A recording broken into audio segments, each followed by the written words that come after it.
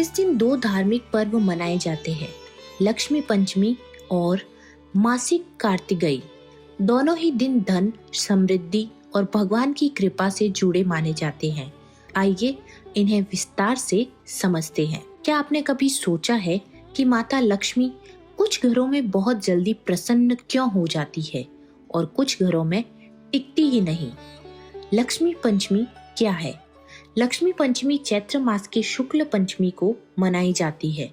यह दिन धन, समृद्धि, सौभाग्य और ऐश्वर्य की देवी माता लक्ष्मी को समर्पित होता है। माना जाता है कि इस दिन सच्चे मन से पूजा करने पर घर में धन, धान्य और सुख समृद्धि आती है। बहुत समय पहले एक नगर में धनपाल नाम का एक व्यापारी रहता था। वह बहुत अमीर था, लेकिन घमंडी और कंजूस भी।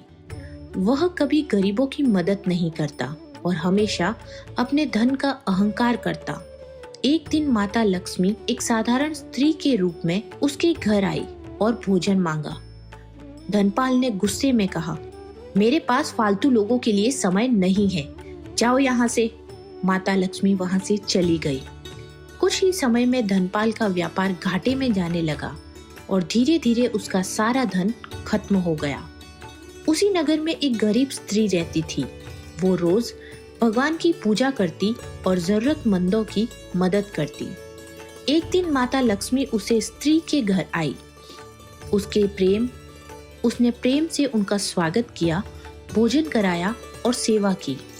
उसकी सच्ची भक्ति देखकर माता लक्ष्मी ने उसे आशीर्वाद दिया। जहाँ प्रेम, दया और श्रद्धा होती है, वहीं मैं स्थायी रूप से निवास करती हूँ। धीरे धीरे उस स्त्री के घर में धन और सुख समृद्धि आने लगी। दूसरा है मासिक कार्तिकेय।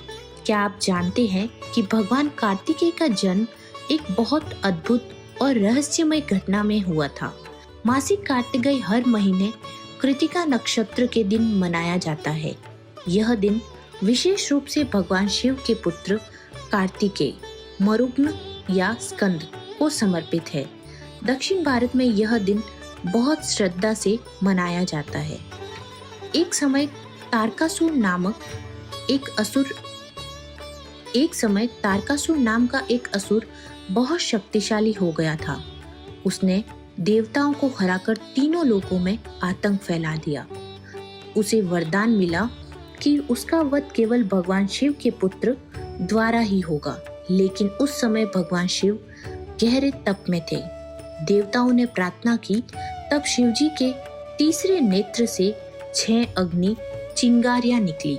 ये चिंगारियां गंगा और सरोवर में पहुंची और वहां से 6 बालकों का जन्म हुआ।